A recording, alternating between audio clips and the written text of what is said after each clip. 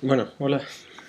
Vamos a hacer una revisión un poco de la lectura y bueno, vamos a ver si es que puedo aclarar algunas de las dudas que quizá puedan aparecer dentro del estudio. Bueno, estamos discutiendo el tema de cómo se representa y cuáles son las características de una onda y bueno, si recordamos las clases anteriores, no hay que olvidar que una onda no puede ser, eh, por así decirlo, objetivizada, no puede ser concretizada solamente en un elemento. Ya podemos representar los distintos efectos que a lo mejor están vinculados con ondas, pero la onda en sí misma es un efecto. Acuérdense de los ejemplos que habíamos visto con los verbos y los sustantivos. ¿Ya? Bueno, en este caso vamos a tratar de ver cuál es la representación formal de una onda, pero vamos a hacer los alcances correspondientes del caso, porque hay varias consideraciones que hacer respecto del mismo libro.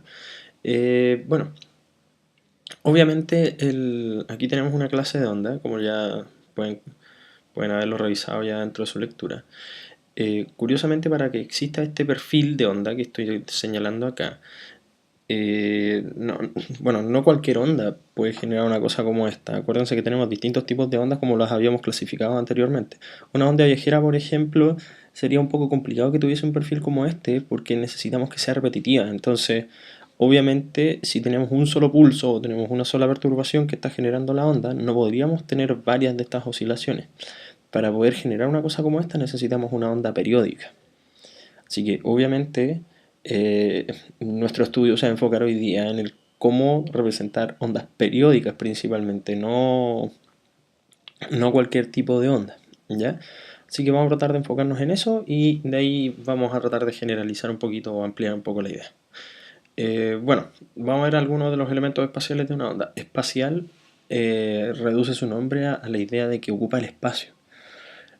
Y bueno, en este caso el espacio está relacionado con dimensiones geométricas que tienen que ver con la longitud principalmente. ¿Qué es lo que pasa con esto? Nosotros vamos a tener varios elementos dentro de la onda que no están señalados todos aquí. Están algunos descritos con negrita, pero no necesariamente están bien señalados dentro del libro, así que obviamente vamos a tratar de complementar un poco la información. ¿Sí? Ok, los elementos espaciales principalmente son los que se pueden dibujar, que son estos de acá, ¿ya? Y bueno, en el caso de que nosotros dibujemos un gráfico bueno, que tenga dos ejes, en este caso llamamos el Y y el X, que el X puede ser cualquier cosa medida en metros, y bueno, el Y también, pero no necesariamente. El Y puede ser intensidad, por ejemplo, de un sonido, o a lo mejor distancia, sí, distancia en metros, o a lo mejor temperatura, cualquier dimensión, ¿ya? No hay ningún inconveniente en eso. El tema con las ondas está derechamente relacionado con el cómo medimos, así que obviamente eso explica el por qué nosotros estábamos estudiando la unidad anterior. Las ondas pueden ser medidas de distintas formas y están vinculadas a cualquier proceso que sea repetitivo en este caso, o sea, periódico. Bueno, precisamente por eso sale el péndulo acá, ¿ya? Bueno, ¿qué va a medir el eje Y? Generalmente va a medir intensidades. No lo vamos a llamar de una forma específica porque puede ser variado, ¿ya? Y en el caso del eje X, sí, principalmente lo vamos a llamar lo vamos a medir en metros, pero bueno, eso puede variar a lo largo del tiempo. Ya cuando veamos alguna complicación o cuando veamos algún cambio, entonces se los voy a hacer saber. De momento va a ser en metros. ¿Ya? Este de acá va a ser intensidad. Vamos a ponerle ahí intensidad. De hecho, creo que lo puedo poner acá.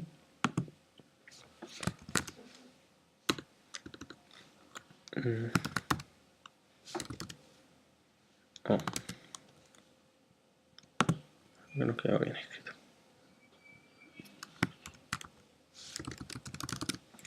¿Ya? Ese es un gráfico de intensidad que va a dejar bien declarado aquí. Ya lo voy a tapar aquí un poquito. Insisto, no siempre va a ser el eje Y. No es que esté malo, está bien en el libro, pero es mucho mejor llamarlo intensidad para ver algunos de los parámetros que vamos a hablar. Bueno, el primer parámetro importante tiene que ver con el punto más alto que alcanza la onda acá. Ya que lo voy a señalar aquí con lápiz rojo, que bueno, es este de acá. O lápiz verde. Este punto. o estos puntos que reciben, la parte más alta recibe el nombre de monte, como ustedes ya vieron bien, y la parte más baja quiere decir valle, o es llamada valle en verdad. El tema está en lo siguiente: existen distintos tipos de tamaños dentro de la onda, o bueno, lo que se llama formalmente es una elongación. Voy a dibujar una flecha aquí ya.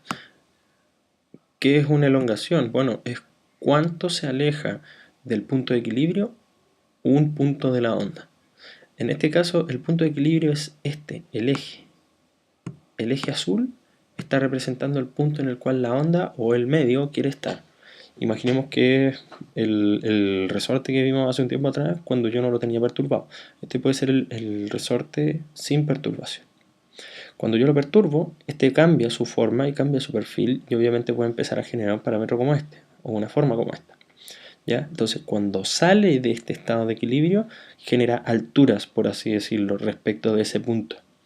Entonces, en ese punto nosotros vamos a llamar a esa distancia o a esa diferencia, la vamos a llamar elongación. Existen distintos tipos de elongaciones, obviamente, elongaciones negativas, elongaciones positivas, etcétera, y de distintos tamaños, porque hay unas que son más pequeñas que otras, como pueden ver aquí, la que estoy dibujando. Ya hay elongaciones pequeñas, elongaciones grandes, pero hay una elongación que es la que más nos importa y es la elongación más grande de todas con respecto al punto de equilibrio.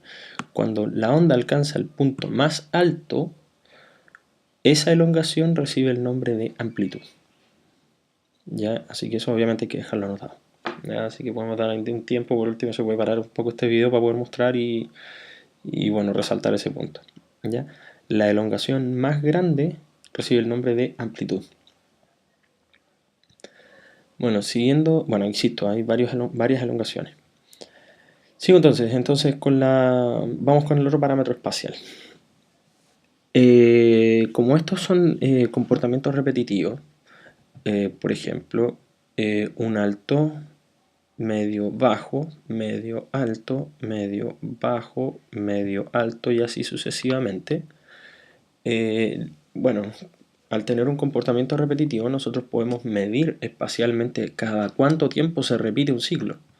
¿Ya? Y eso es lo que está resaltado aquí con verde, que es esta parte de acá. ¿Ya? Esta distancia especial, que casi siempre la representan con cuál es la distancia que existe entre un monte y un monte, o entre un valle y un valle.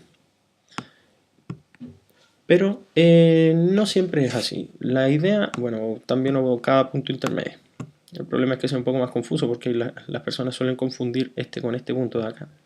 ¿Ya? Porque también hay un medio y un medio aquí. Un punto medio. ¿Qué es esto? Bueno, esta distancia especial recibe el nombre de longitud de onda, como ya lo leyeron. Se simboliza con la letra lambda. Lambda. Ya la voy a escribir acá. Ya la dejo escrita ahí solamente para que quede resaltado. Lo dejo un poquito más arriba. Ya para que quede ahí por lo menos anotado en su cuaderno. Bueno, el tema está en que la longitud de onda es la distancia en que un ciclo ocurre y el siguiente ciclo ocurre.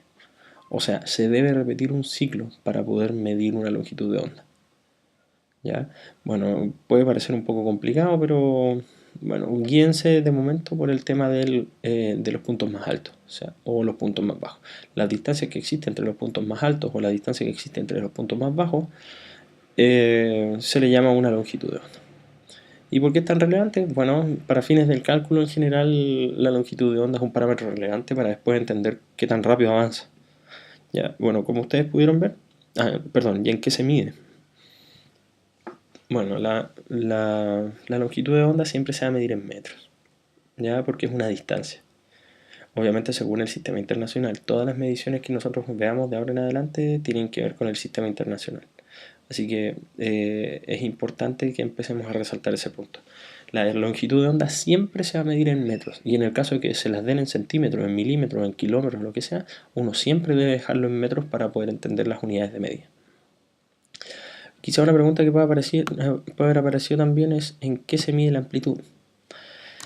La amplitud uno no puede definir una unidad de medida tal cual, porque como yo les dije, la intensidad puede ser intensidad de temperatura, intensidad de luz, intensidad de calor, intensidad de lejanía, que puede ser en metros, etcétera, etcétera, etcétera. Entonces, la amplitud no le vamos a dar una unidad de medida específica, sí vamos a decir que se simboliza con la letra A nomás, pero no tiene una unidad de medida específica, así que obviamente eso puede llamar a confusión, pero si entienden bien que este parámetro de intensidad puede ser cualquier cosa, entonces estamos aclarando. Eso es bueno. Bueno, aquí en el libro muestran distintas diferencias, en las cuales se muestran, por ejemplo, dos ondas que tienen amplitudes diferentes. Por ejemplo, aquí tenemos un rectángulo como de amplitud, y aquí tenemos una onda que tiene el doble, tiene 1 y 2. Así que obviamente se muestran ahí dos ondas de distinta amplitud y que, insisto, otro punto importante es que coinciden en longitudes de onda. Caben 1, 2, 3, 4 y medio ciclos. Aquí caben 1, 2, 3, 4, 5 ciclos. Obviamente estas dos no deben ser del mismo tamaño, así que, o no muy parecidas, pero como no caben la misma cantidad de ciclos, no tienen las mismas longitudes de onda. Ya hay que tener ojo con eso. Una onda la pueden clasificar dependiendo de su amplitud, longitud de onda, frecuencia y periodo, que son las otras variables que deben haber estudiado. Entonces, es bueno que dejen anotado en su cuaderno dos ondas de distinta amplitud, en donde ustedes resalten cuál es la que tiene mayor o menor amplitud, como sale en el libro. Es bueno complementar los apuntes dentro del cuaderno. No se olviden que ya estamos para empezar a revisar. Longitud de onda, bueno, como ustedes pueden notar aquí, tenemos distintas longitudes de onda. La onda se ve un poco más amplia en este sector, una longitud de onda grande, y acá tenemos una longitud de onda un poquito más pequeña. ¿Ya? Bueno, si no la pueden ver ahí, acuérdense, mantengan los montes, la distancia entre los montes o la distancia entre los valles. ¿Ya? Pueden ver efectivamente que la onda número 1 tiene una longitud de onda mayor que la de la 2, que es como lo que se muestra. Ah, bueno, ahí está escrito el tema de la onda. Bueno, elementos temporales, que estos son muy difíciles de entender porque en general no se pueden... ¿cómo se llama esto? No se pueden dibujar porque son temporales y el tiempo no se puede dibujar en un pizarrón, así que obviamente es mucho más complejo de entender. Tenemos tres parámetros, que en el caso de uno de ellos es mucho más fácil, que en este caso es la rapidez. Salen todos los símbolos acá, el periodo representado con la letra T mayúscula, frecuencia F minúscula y la rapidez una B minúscula, B corta minúscula. Bueno, el periodo, muy simple. Si nosotros tenemos, por ejemplo, un ritmo de caminar, un paso cada segundo, cada vez que repita el ciclo,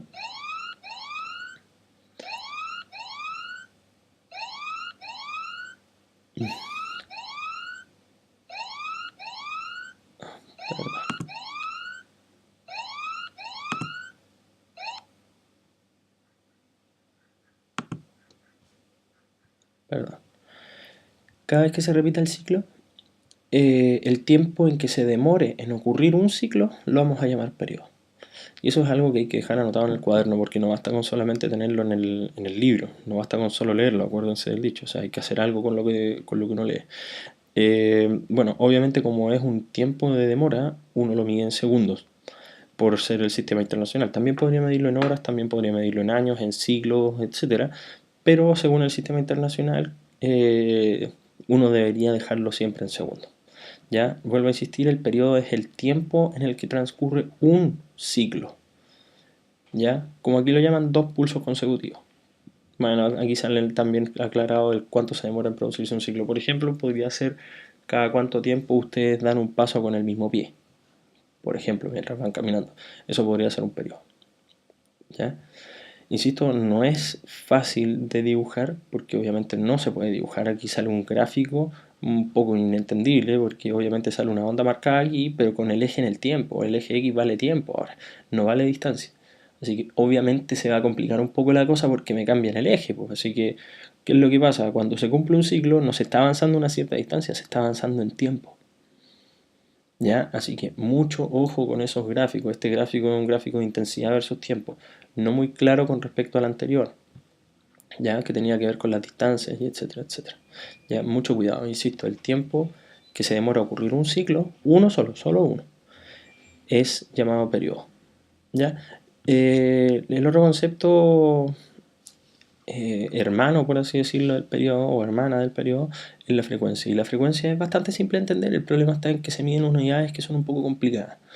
La frecuencia te dice cuántos ciclos ocurren en un cierto tiempo, y la ecuación aquí es válida, es muy asertiva, o sea, efectivamente es muy clara. La frecuencia es calculada como la cantidad de ciclos que ocurren en un cierto tiempo. Sale dividido en tiempo porque uno dice, bueno, una división dice cuántas veces cabe este en este, cuánto tiempo cabe en cierta cantidad de ciclos, si es que uno lo quiere ver desde ese punto de vista, ¿ya? Y les va a decir derechamente cuánto, eh, cuántos ciclos ocurren en una unidad de tiempo, que en este caso va a ser el segundo, ¿ya? Según el sistema internacional, bueno, la medición es en Hertz, pero mucho ojo con eso, a pesar de que parece como una unidad de medida nueva, en realidad no es tan así. Un Hertz, como dice la ecuación, vendría de la frecuencia, vendría de la definición de frecuencia, y la cantidad de ciclos no tiene unidad, solo son cuentas. Uno dice 10 ciclos, 20 ciclos, 50 ciclos, pero no le da unidades. No son 50 metros, 70 segundos o 70 kilómetros. Son solo números, no es lo que uno pone arriba. Y abajo el tiempo sí, pues el tiempo sí tiene unidades, y obviamente se mide en segundos. Entonces, ¿qué es lo que pasa cuando nosotros decimos que la frecuencia se mide en Hertz? Es algo partido en tiempo. Por ende, es para la física o para las matemáticas, el algo se representa con un 1, aludiendo a cuántas cuentas son, y que ha dividido por la unidad de tiempo, que en este caso son segundos. Un Hertz es lo mismo que 1 partido en segundo, o lo que es lo mismo, segundo a la menos 1. Si ustedes tienen segundo a la menos 1, les va a dar 1 partido en segundo. Pero, entendido eso como unidad de medida, 1 partido en segundo es un Hertz. Siempre. ¿Ya? Entonces, como tratando de poner un ejemplito así relativamente rápido, si uno hace 2 pulsaciones por segundo, por ejemplo,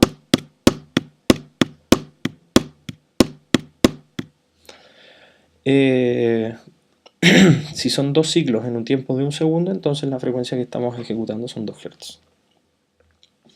¿Ya? Bueno, el tema está en que la frecuencia y el periodo son hermanos recíprocos, por así decirlo, y la frecuencia es, bueno, un recíproco en matemáticas quiere decir que si uno es recíproco del otro, uno partido por el valor les va a dar el otro. Palabras más fáciles, la frecuencia va a ser 1 partido en el periodo, o lo mismo, como uno es recíproco del otro, el periodo va a ser 1 partido por la frecuencia también. ¿Ya? Bueno, esas son ecuaciones que uno debe dejar anotadas por cualquier cosa. Mira aquí un poquito.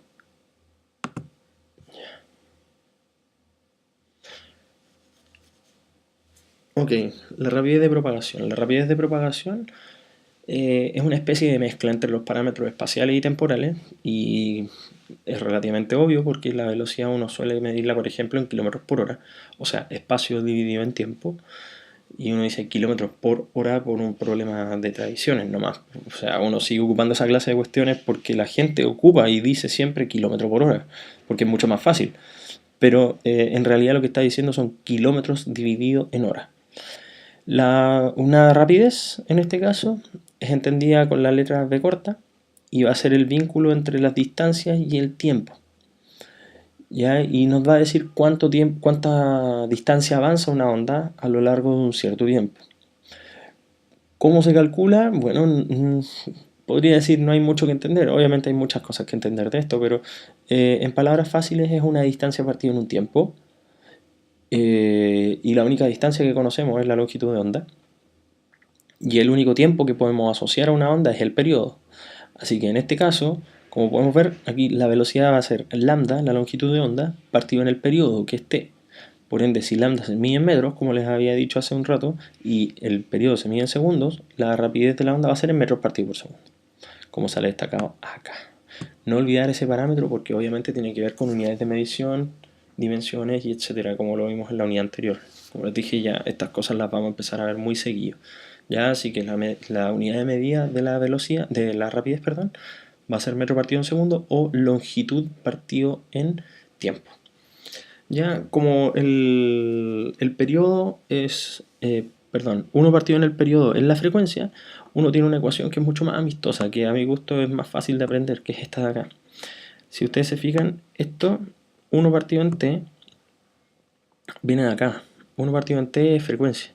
Y el 1 partido en t, ¿por qué lo pusieron ahí? Lo pusieron simplemente para escribir lo mismo que sale acá, pero de otra manera, para que se pueda entender. Lambda queda arriba por 1 partido en t, o sea, lambda por 1 queda lambda, y esto queda como rapidez, es lambda partido en t, que es lo mismo hace un rato, así que es lo mismo que esta ecuación de acá arriba, pero escrita de otra forma. Es todo igual, solamente es como que se está modificando un poquito para poder entender de dónde viene. Y bueno, rapidez va a ser lambda por frecuencia de lo que podemos asociar acá, porque 1 partido en periodo es frecuencia. Así que en vez de poner 1 partido en t, ponemos f. Por ende, lambda por f es lo mismo que lambda partido en periodo. ¿Ya? Y da exactamente las mismas unidades. ¿Ya? Va a ser en metros partido en segundo. ¿Ya? Antes de empezar a desarrollar la siguiente actividad, les pido que por favor lean las siguientes páginas, que son la 24 y el paso 4, que es de la 25, ¿ya? Y antes de que se pongan a hacer los desafíos, porque les voy a entregar la resolución de los problemas, hagan la lectura de ese ejercicio que está de ejemplo, por favor.